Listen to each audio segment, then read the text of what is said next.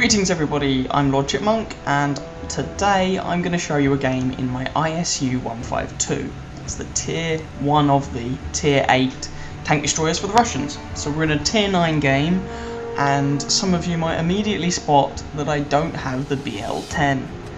The big gun, the troll cannon. In fact, I actually have the 152mm howitzer, the same gun that you get on the SU-152 at Tier 7. And that's because, although I have unlocked the 222mm guns from the SU-152, you don't want to use them on a Tier 8 TD. They're not very good on it. They're not amazing on a Tier 7 TD. So I've got the stock gun here, and that's not all. This is an entirely stock machine, and as a stock machine, it's not all that good. It's like the Tier 7 machine, but slower and with less angled armour. The ISU really is made by the guns you've got on it, and the howitzer, it's a stopgap. I'm actually going to go through a slightly unusual unlock path on this. I'm planning to. So I'm planning to unlock the BL9 first to see what it's like. I don't see many ISUs with it. That is like 44k, 44,000 XP. But I'm going to unlock that, then use that to grind out the tracks and the engine, and then the BL10. This is a long old grind, but you know, them's the breaks. So we're heading over here. I mean, I should point out to start off with, this game is not amazing, but at this point, I hadn't even had a half decent game in the ISU. I haven't had it for very long. I haven't played many games in it. So the fact that this game didn't completely suck was good enough for me. I actually get like a 3rd class mastery or something not particularly impressive in it. So I'm just sitting in a bush like a TD. I mean, this gun is not enormously accurate, but you can't aim for weak spots, but then you don't need to aim for weak spots because you're just going to explode a HE shell on someone. I'm not taking that shot because I'm not fully aimed and I won't hit it. And this gun has a nice, big, fat reload time. However, there's some tanks over to our left, so I say, ooh, hello. See if we can have a pot shot at some of those. Ooh, you'll do, Mr. Carnarvon.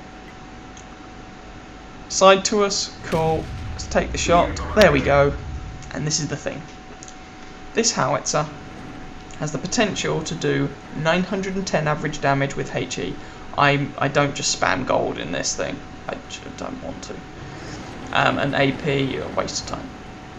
910. You will very rarely do that damage. I have done that before. Oh, God bless, 6th sense. Run away. I take a hit here. I really don't want to stay there, so I use the repair kit. Anyway, I was saying, it's HE, so you're very rarely actually going to penetrate. You're more likely just to explode on the armour, like I did with that Carnarvon. I did him 310 damage, I lightly tracked him, did a bunch of module damage. But 300 odd damage once every 15 seconds, it means the DPM, it means the effective DPM on this gun is really low. And whilst HE should never bounce, I have had times where the shell has hit and done no apparent damage. I had that against an IS-7 once. Hit the front of his turret, didn't appear to do much. So, yeah, I'm not a huge fan of this gun, but it's the best I've got at the moment. So we're just working with it. So we're seeing if we can pick out some shots on these guys, and you know, the game's pretty even at the moment. We've got some guys by the cap, they've got some guys by the cap. We appear to be winning down the sort of 1-2 line, which is nice. And they appear to be reinforcing the capture point, which is slightly disconcerting perhaps, but you know, there we go.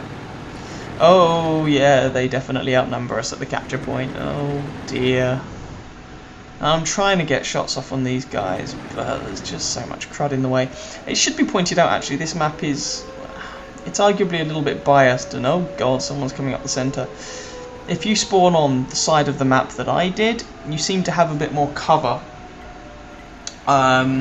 Sort of 6 to 0 lines, 6 to 10 lines, than if you spawn on the other side of the map. and so if you spawn the other side, that can get you into trouble. So it's still quite close. We are winning by 1. They are capping. That tortoise is taking a pummeling, and oh, there's someone off to his flank.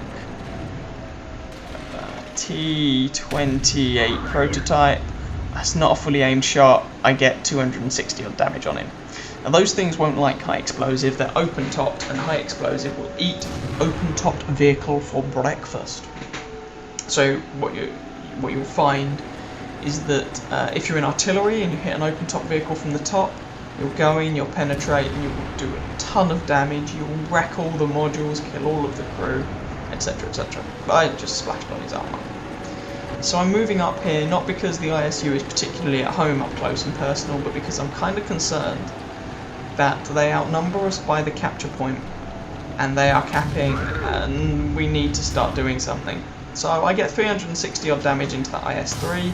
He gets a big old hit back into my face with his BL-9 gun. I assume he's got the BL-9. To be honest, maybe it's one of the other 122mm guns. It really doesn't matter. He'll penetrate me either way. And the ISU doesn't have much armour, but it does have quite a big, trollish gun mantlet. And so that can bounce a few shots. So I tend to find... Oh, we've been spotted. There's a surprise. I tend to find that sometimes you'll bounce shots on your gun mantlet, but your gun gets knocked out a reasonable amount of the time, so you might want to consider armour for your gunner on this thing. Anyway, trying to move up, trying to do something to this cap. Oh, there we go. I get a hit on the back of that is that a Super Pershing? No, T-32. T-32. Well, he's now dead. But we get some damage on him, which is nice. But the cap... Oh, that capture, that's getting high. It's getting disconcerting. So I'm going here, and I'm fully expecting to die. Oh, someone's arguably that was it's difficult. Someone already reset that Carnarvon. So I could either hit that Carnarvon, in which case... Oh, I take another hit to the face. In which case, I don't expose myself to all the other guys, but it's not resetting anything. Or I could try and hit one of the other guys, but that would have exposed me to more return fire. Difficult. Anyway, that was the game. We end up winning with a reasonable margin. And as I say, I get a 3rd class mastery. I get some damage. I get quite a lot of assistance damage because, you know, you're firing high explosive shells. You do a lot of tracking while you're doing this. But anyway, I hope you guys enjoyed my not amazing but not completely terrible ISU-152 video. And please feel free to join me on another video. So take care. Bye bye.